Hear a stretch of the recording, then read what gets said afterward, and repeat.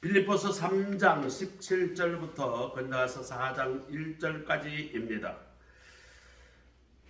빌립보서 3장 17절 제가 먼저 읽습니다. 형제들아 너희는 함께 나를 본받으라. 그리고 너희가 우리를 본받은 것처럼 그와 같이 행하는 자들을 눈여겨보라. 내가 여러 너희에게 말하였거니와 이제도 눈물을 흘리며 말하노니 여러 사람들이 그리스도의 십자가의 원수로 행하느니라. 그들의 마침은 멸망이요 그들의 신은 배요 그 영광은 그들의 부끄러움에 있고 땅의 일을 생각하는 자라. 그러나 우리의 시민권은 하늘에 있는지라. 거기로부터 구원하는 자 곧 주 예수 그리스도를 기다리고 그는 만물을 자기에게 복종하게 하실 수 있는 자의 역사로 우리의 낮은 몸을 자기의 영광의 몸의 형체와 같이 변하게 하시리라. 같이 읽습니다. 그러므로 나의 사랑하고 사모하는 형제들, 나의 기쁨이요 면류가 아닌 사랑하는 자들아, 이와 같이 주 안에 서라. 아멘. 이것은 하나님의 말씀입니다. 아멘. 자, 오늘은 본이 되는 신앙생활이라는 제목으로 말씀을 같이 묵상합니다. 사람은 태어나면서 모방을 하며 삶을 배웁니다. 아리스토텔레스는 시학에서 인간의 모방 본능을 갖고 태어나 이를 통해서 배우고 그리고 기쁨을 누린다라고 말했습니다. 사람은 누구나 다 탁월한 모방 능력이 있습니다. 우리 모두도 부모님으로, 선생님으로부터, 주위로부터 배우고 삶을 뭐 이래라 저래라 하지 않더라도 삶을 살아가는 모습을 보고 또 가르침을 받고 그리고 오늘날 나가 있는 것입니다. 그리고 나의 인생관과 가치관과 나의 배움을 내가 삶을 살아갈 때에 우리 자녀, 우리 후세대가 배우며 살아가게 됩니다. 그런데 인간은 누가 모범이 되느냐, 누가 모방이 되느냐, 누구를 따르느냐에 따라서 그 사람은 그 인생의 결과가 달라집니다. 오늘 우리 교회는 뭐 애들이 없으니까 유진이가 유일한 아이죠. 유진이가 이제 자란다고 하면 어떤 삶을 살아갈 것인가 가장 크게 영향받는 사람은 부모일 겁니다. 그 부모가 어떤 가치관을, 어떤 삶을, 어떤 생활을 어떻게 살아가느냐는 모습을 보여줄 때에 자녀들은 그것을 보고 배우며 자라가게 됩니다. 오늘 바울은 본이 되는 사람이 되라, 본이 되는 신앙생활을 하라, 오늘 그렇게 가르치고 있기 때문에 오늘 어른된 우리는 오늘 가르침을 잘 듣고 그것을 내 삶에 실천함으로 성공되고 아주 위대한 삶을 살아가시는 우리 모두가 되시기를 간절히 소원합니다. 자, 우리가 본이 되는 사람이 되려면, 본이 되는 신앙생활을 하려면 우리는 우선 믿음의 본이 되는 사람이 되어야 합니다. 17절에 형제들아 너희는 함께 나를 본받으라. 그리고 너희가 우리를 본받은 것처럼 그와 함께 행하는 자들을 눈여겨보라. 원래 바울은 흠이 많은 사람이었죠. 그 사람 열심히 공부했습니다. 그 당시에 최고 똑똑하고 제일 공부 많이 한 사람 중에 한 사람입니다. 유학까지 한 사람이에요. 그런데 그 사람은 율법주의자들이에요. 빌립보 교회에는 말이죠, 율법주의자도 있었고 무율법주의자들도 있고 서로 말이죠, 자기가 옳다 이렇게 주장을 합니다. 무율법주의자들은 어떻게 가르쳤는가? 율법 그거 아무 가치 없어. 그러니까 네 마음대로 살아라.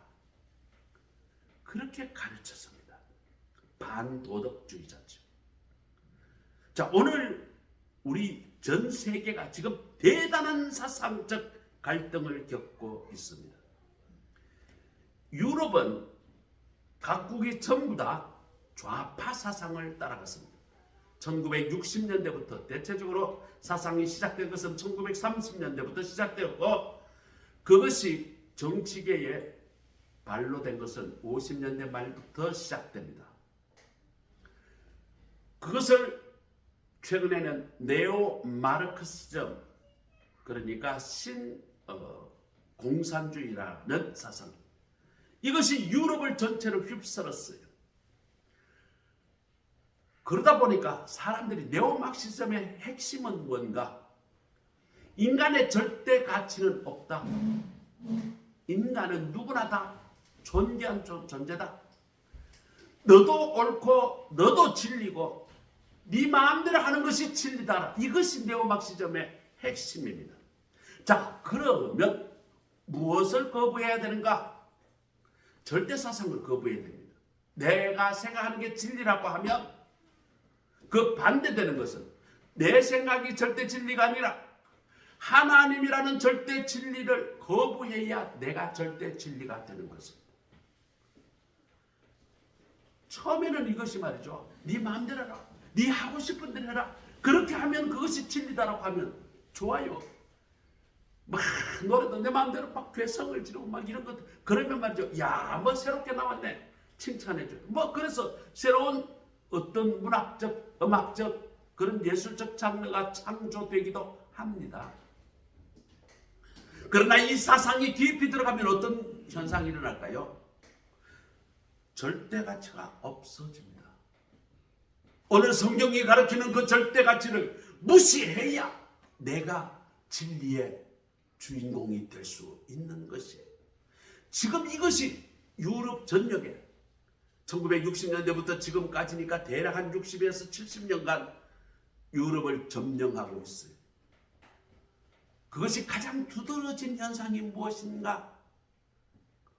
신좌파들이 지금부터 한 30년 전부터 유럽을 다 정치권에 장악을 했어요. 대표적인 나라가 독일입니다. 독일은 말이죠. 교회에 목사가 없어요. 독일은 종교개혁의 발원지입니다. 마르틴 루터가 독일 사람입니다. 그렇기 때문에 신학이 가장 발달한 나라가 유럽이고 교회가 가장 웅장한 것이 많은 데가 독일인데 지금 그 많은 독일의 교회가 텅텅 비어서 목사가 없어요. 그래서 목사가 교회를 지켜야 되는데 지킬 사람이 없으니까 목사를 수입합니다. 목사를 수입하다 보니까 독일에 갔어요. 목사면 월급 많이 줍니다. 최소한 연봉 한 1억 2천 정도 줄 거예요. 그러다 보니까 거기에 또 목사하고 싶어하는 또 사람이 적어가지고 독일어 시험도 쳐야 되고 또 목사 시험도 합격을 해야 되거든요. 주로 어디에서 지금 목사를 수입해 오느냐? 아프리카 흑인들 중에 지금 말이죠. 독일의 교회에 목사 되는 사람이 많아요. 왜 이렇게 됐습니까? 왜 독일 교회가 텅텅 비었습니까? 하나님이 없다라는 네오마르크시즘 사상이 지난 60년 동안 독일을 지배하니까 네 생각하는 게 최고야. 네 마음대로 하는 게 그게 잘한 거야. 이 사상이 60년 동안 지배하니까 지금 독일 사회는 하나님이 사라졌습니다. 그 자리에 무슨 사상이 들어오는가? 그저 내 하고 싶은 대로 이게 사상이 들어오니까 가정에 대해서 결혼하는 사람이 없어져요. 왜? 내 마음대로 사는데 가족이라는 게 있으면 이게 걸림돌이에요. 남자가 돈을 법니다. 돈 벌면 가정에 살면 내가 대부분의 돈을 가정 경영하는데 돈을 내놔야 되는데 이게 싫은 거예요. 그러니까 어떻게 할까요? 돈 벌어 내 혼자 쓰고 결혼을 안 합니다. 여자도 마찬가지예요. 결혼을 하게 되면 내가 경력도 단절되고 하고 싶은 거 못하고 이러니까 결혼을 안 해요. 안 하다 보니까 어떻게 됩니까? 이 성의 문제를 해결해야 되니까 결혼을 안 하고 남자 여자가 붙어 살다가 보니까 아기가 생겨요.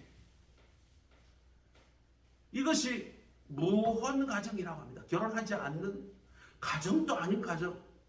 이 사람들은 언제든지 싫으면 헤어집니다. 그래서 말이죠. 독일 같은 경우에는 아버지가 6번 바뀌었다. 어머니가 4번 바뀌었다. 이런 아이들이 수두룩한 거예요. 지금 우리 텔레비전에 나오는 그 줄리앙이니 이런 사람들이 그 방송에 나오는 거 나는 아버지가 6번 바뀌었다.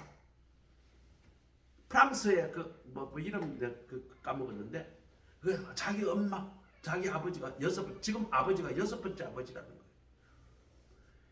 이런 그러면 진짜 아버지인가? 아니에요. 결혼식을 안 하고 결혼 신고를 안 했으니까 그냥 같이 붙어 사는 거예요. 그러다 싫으면 또 헤어지는 거예요. 그렇게 살다가 또 붙어 살고 이런 세상이 되어버렸습니다. 미국도 그 사상에 밀어붙였는데 트럼프 대통령이 이 사상은 잘못되었다. 이걸 국민들에게 강력하게 이야기합니다. 성경의 이 사상이 미국을 건국하게 했고 미국을 지켜주었고 미국을 지금 이렇게 강력하게 만들어준 것은 다 하나님의 은혜요 축복인데 네오마르크시즘이 무슨 말이냐. 내가 대통령 되면 저 마르크스주의자들을 다 물리치겠다. 이것이 미국 국민들에게 지지를 받은 거예요. 투표를 까보니까 깜짝 놀랐어요. 보통 미국에 선거를 하게 되면 거의 비등비등하게 조금 표차로 민주당이 이기고 공화당이 이기고 이런데 이번에는 표차가 어마어마하게 벌어졌습니다. 미국이 무슨 말일까요? 다시 복음주의적인 국가로 회귀한다는 말이에요. 자, 이렇게 대통령 되고 난 지금 현재 트럼프는 유럽에 대놓고 이제 너희끼리 알아서 해라. 왜 이런 현상이 있는가? 이춘건 박사라는 사람이 있습니다. 지금 유튜브에 그 나중에 찾아보세요. 이춘건 박사. 미국은 왜 유럽을 나토를 멀리 하려고 하는가? 여기 아주 핵심적인 이야기가 있습니다. 지금 유럽은 미국이 생각하는 서구 민주주의 그 사상의 가치를 이미 버렸다라고 인정을 한다는 거예요. 다시 말하면 지금 유럽은 하나님을 버리고 공산주의 사상으로 물들어 있다는 거예요. 그런 나라를 우리가 미국이 돈을 그렇게 들여가지고 나토에 지금 현재 나토의 지금 대부분 병력은 미군이 가 있어요. 영국 옛날에 해양대국 영국이 지금 군대가 몇 명인 줄 아세요? 7만 명 조금 넘습니다. 그 대영 제국에 지금 군인이 7만 명. 그 강력했던 독일이 지금 군대가 얼마인 줄 아세요? 거기도 7만 명. 프랑스는 한 6만 명. 자, 그런 나라에 미국이 말이죠. 나토를 지키려고 군대를 40만 명을 거기 가서 지금 유럽에 주둔을 시키고 있고 유럽의 군대의 대부분 그 군수물자가 누구 거냐? 미국 것밖에 없어요. 이번에 우크라이나 전쟁이 터졌는데 유럽이 말이죠. 탈탈 털어서 우크라이나를 도와줬어요. 그런데 미국은 유럽 다 전 나라가 도와주는 것보다도 합친 것보다도 미국이 더 도와줬어요. 자, 유럽이 이번에 우크라이나 전쟁에 미국의 손을 빼려고 하는 이유가 뭔가? 저런 나라 우리가 왜 돈을 들어가면서 우리가 돈을 도와줘야 되느냐? 이겁니다. 저 공산주의자들에게 미국이 왜 돈을 들여서 지켜줘야 되는가? 이제 너가 알아서 지켜라. 프랑스의 말이죠. 영국의 말이죠. 수상과 런던 시장이 이슬람 교도입니다. 이게 웬 말입니까?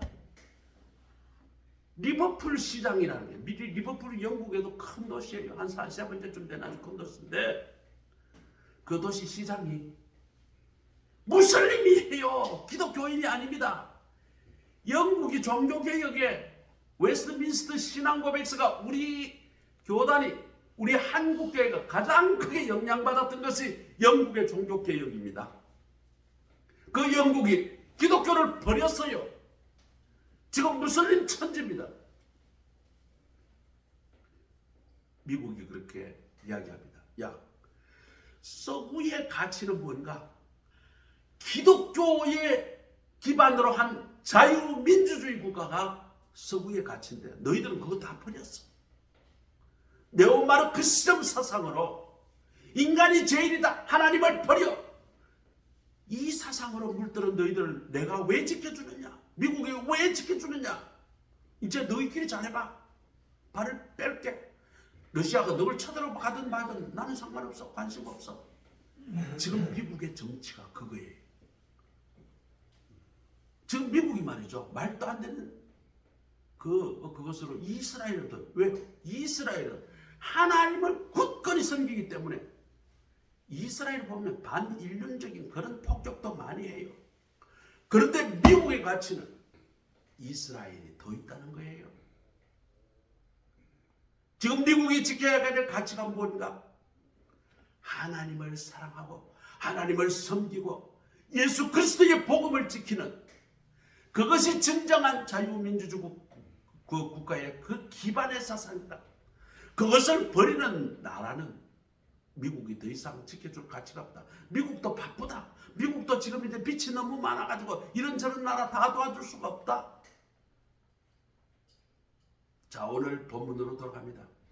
바울은 말이죠, 우리가 바르게 인간답게 그리고 제대로 살려면 너희들이 믿음의 본이 되라라고 오늘 주장하고 있습니다.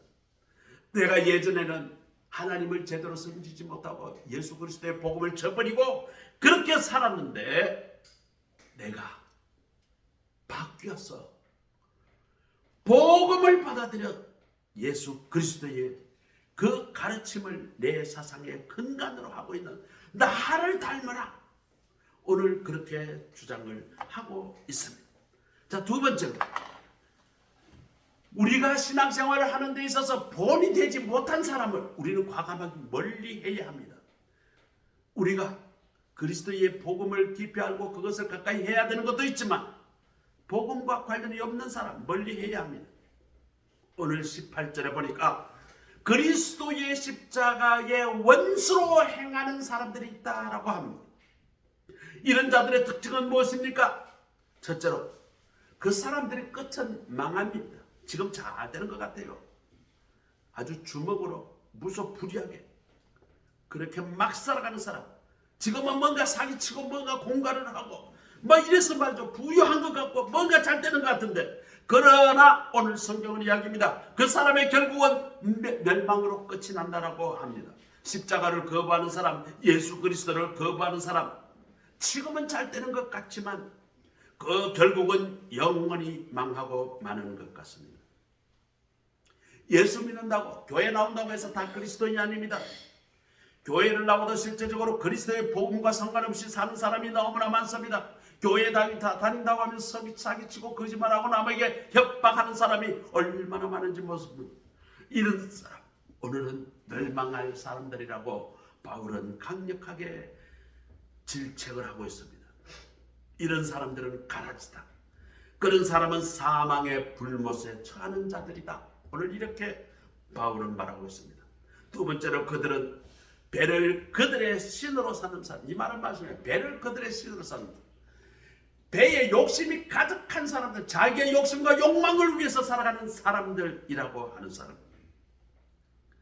로마 시대 때에 로마의 시민들은 말이죠, 로마의 귀족들은 정말 할 일이 너무 없었습니다. 아침에 눈 뜨면 먹기 시작해가지고 아주 그냥 말이죠, 잠도 늦게 일어나요. 한 10시나 11시쯤 해가지고 중천에 뜰 때쯤 돼 일어나고 세수 좀 하고 눈곱 좀 떼고 나면 어디로 가는가 하면 공중 목욕탕으로 갑니다.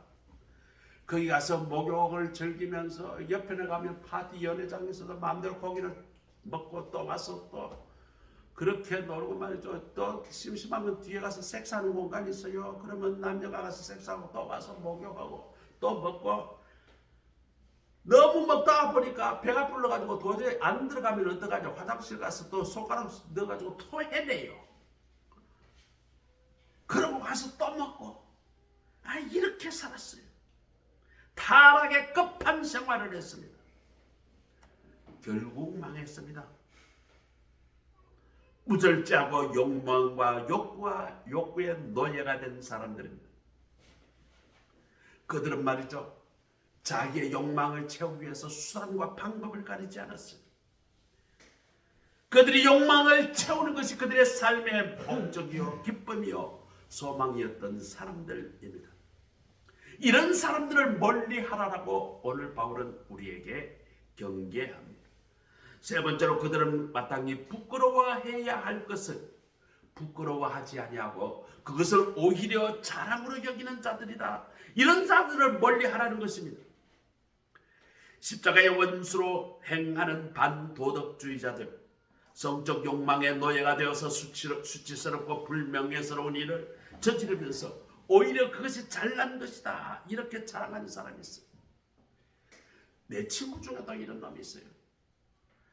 아이고, 이 친구는 입만 벌리면 음담 패슬이 얼마나 심하고, 자기가 중학교 때 동네 누나를 그렇게 강간했던 이야기, 고등학교 때 수많은 여자들하고 강간했던 이야기를 그렇게 자랑스럽게 이야기를 해요. 아니, 들을 때는 아주 그냥 역겨울 정도로.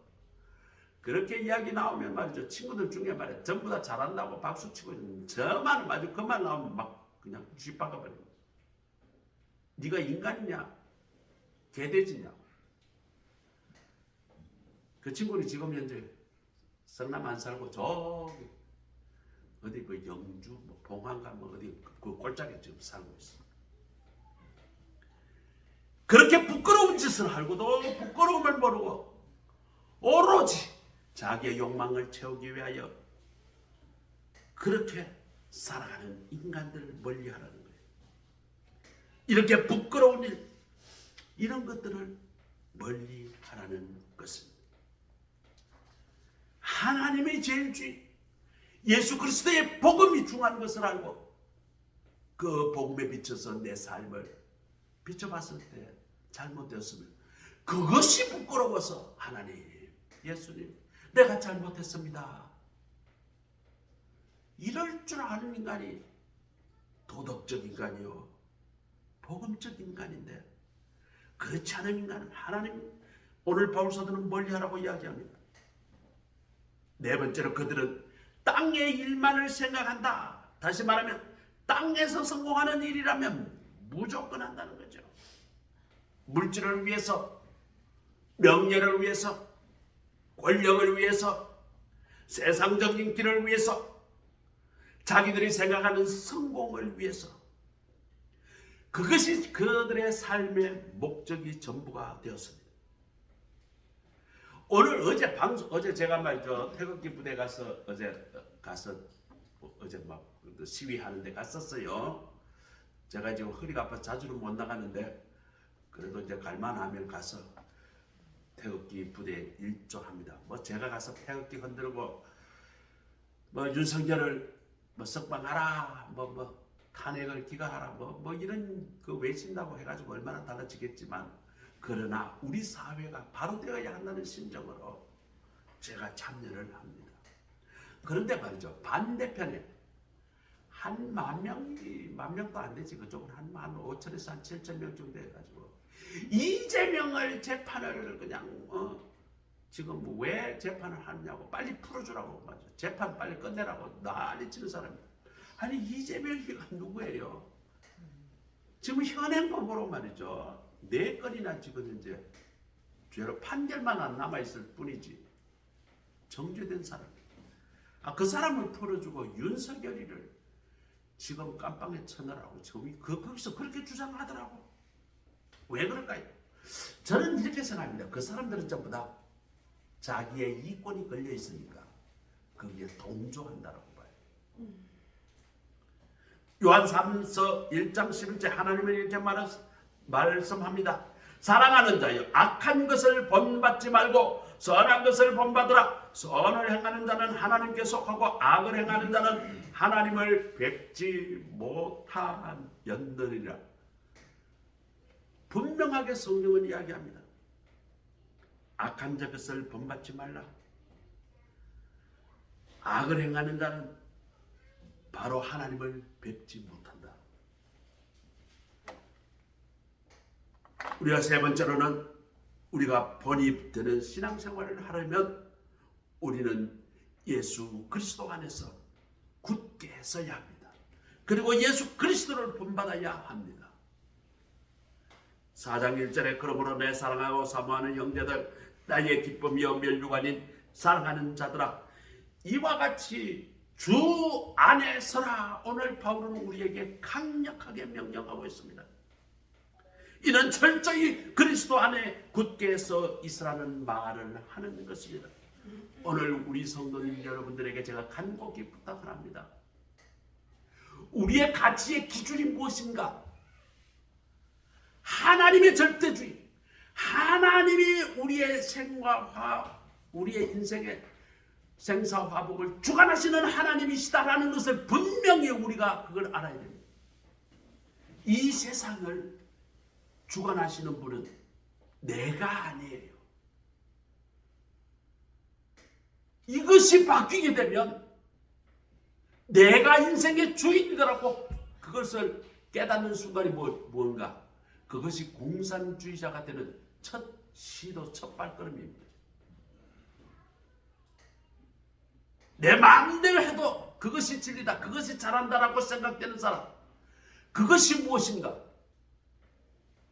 우리 그리스도인들이 가장 경계해야 될 공산주의로 가는 첫 걸음인 것입니다. 우리는 무엇을 견지해야 될까요? 내 인생의 주인은 누구이시다? 절대적으로 하나님이다라는 것을 우리가 그걸 견지해야 합니다. 그런데 말이죠, 젊은이들이 그것을 받아들이기가 대단히 어렵습니다. 왜요?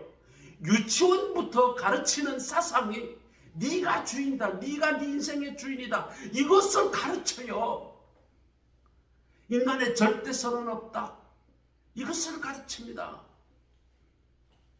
그래, 네가 하고 싶은 대로 하는 것이 그것이 진리고 그것이 잘하는 것이다. 네가 하고 싶은 것을 억제하는 그런 신앙이나 교회나 그런 하나님이나 그런 성경은 쓰레기다, 다 갖다 버리라. 이것을 초등학교 때부터 애들을 가르치는 거예요. 지금 이것이 말이죠, 젊은 세대에게 지금 50대까지 전체 교육이 지금 되어 있습니다. 그러니까 젊은이들이 교회에 가르치는 것이 학교에서 배운 것하고 전혀 다르니까 교회를 멀리합니다. 오늘 성경은 분명하게 이야기합니다. 네오마르크시즘, 하나님을 없이 하고 인간이 주인이 되는 세상은 필경은 멸망이다. 조금 더 오늘 본문하고 조금 관련되지만 조금 거리가 먼 이야기를 합니다. 우리 가정에 누가 주인인가? 내가 주인인가? 예수님이 주인인가? 성경은 분명히 이야기합니다. 가정은 하나님의 천국의 모형이요, 천국은 누가 주인이 되어야 한다? 예수 그리스도가 주인이 될 때 그 가정은 천국이 되는 것입니다. 예수 그리스도를 버리고 내가 그 가정의 주인이 되는 순간 그 가정은 지옥이 되어 가는 것입니다. 이것을 명심해야 합니다. 젊은이들이 그것을 몰라요. 그러니까 젊은이들이 결혼하며 싸우기 시작합니다. 어제 황정음이라는 배우가 너무너무 사랑을 해서 결혼을 했대요. 그런데 결혼하고 6개월 만에 싸우기 시작하고 싸우는 과정에서도 아기가 둘을 생겼어요. 그리고 결혼 3년 만에 도저히 참지 못해서 행복하게 이혼을 했다. 자기 표현은 행복하게. 그러면서 지금은 너무 행복합니다. 싸우지 않아서 행복합니다. 왜 싸웠을까요? 그렇게 사랑을 한다고, 그렇게 연애를 하고, 그렇게 사랑한다고 확신을 해서 결혼을 했는데, 결혼하고 신혼생활 끝나기도 전에, 첫 아기 나기 전부터 싸우기 시작했어. 싸우다가 그 과정에서 아기는 둘이나 낳고 결국은 왜 갈라졌을까요? 그 가정에 주인이 전부 다 내가 주인이니까, 내 마음대로 되지 않으니까 싸우기 시작을. 끝도 없이 싸우다가 이혼하는 것이 행복하다. 그래서 이혼한 거예요. 우리 삶에 누가 주인이 되어야 되는가를 명확히 가르쳐줘요.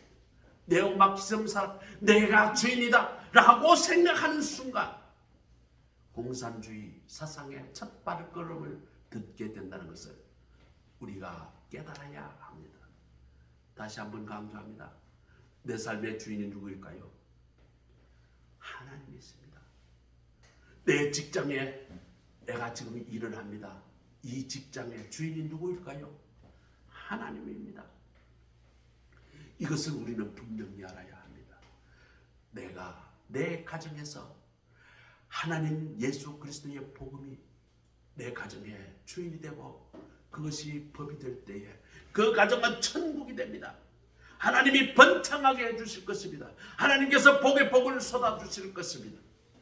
그러나 내 가정에 하나님이 떠나고 예수 그리스도의 복음이 떠나고 내가 주인이 되고 내 욕망이 주인이 되는 순간 그때부터 그 가정은 불행의 시작이요 망함의 길로 가게 되는 것입니다.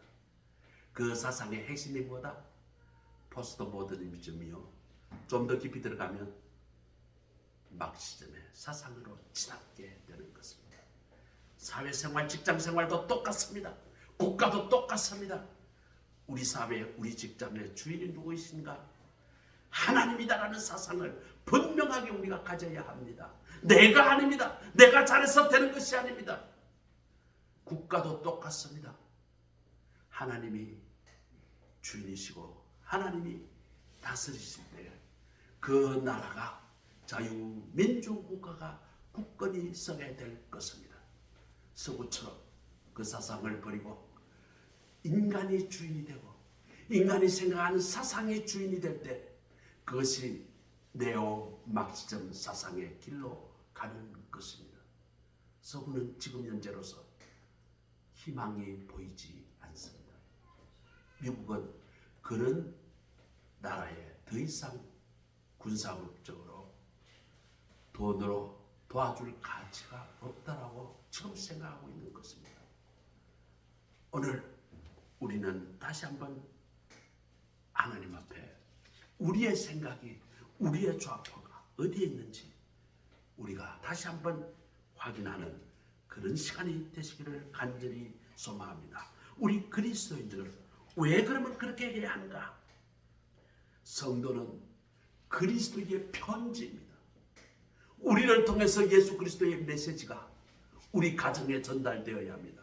나를 통해서 예수 그리스도의 메시지가 우리 가정에 전달되어야 됩니다.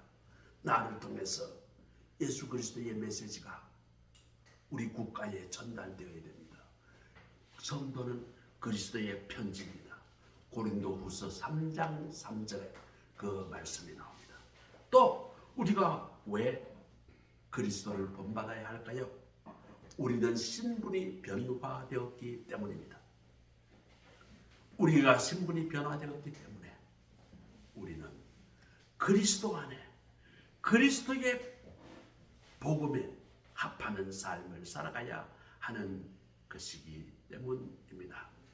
오늘 예배 참석하신 우리 모두는 우리 예수 그리스도로 말미암아 내가 그리스도의 몸된 종으로 신분이 변화되고 내가 그리스도의 편지가 되어서 그리스도의 복음과 그리스도의 메시지를 우리 가정에 전달하고 우리 직장에 전달하고 우리 사회와 국가에 전달하는 그리스도의 성도가 다 되시기를 주의 이름으로 축복합니다.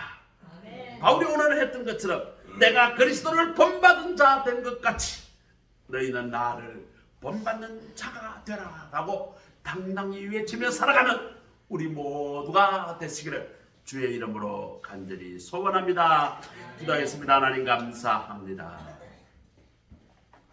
오늘 그리스도가 말했던 것처럼 본이 되는 신앙생활 예수 그리스도의 그 그리스도인으로 살아가는 우리 삶이 되게 하옵소서. 바울이 당당하게 내가 예전에는 율법적인 사람이었으나 이제 그리스도인으로 변화되어 살아가는 나를 닮았어. 너희들도 주 안에 서라. 주 안에 살아가라. 나를 본받으라. 이렇게 주장한 것처럼 우리 모두도 그리스도의 안에서 그리스도의 말씀으로 본이 되는 삶을 살아가는 우리 모두가 되게 하옵소서. 예수 그리스도의 이름으로 감사하며 기도드립니다. 아멘. 찬송가 426장 우리가 찬송드리겠습니다.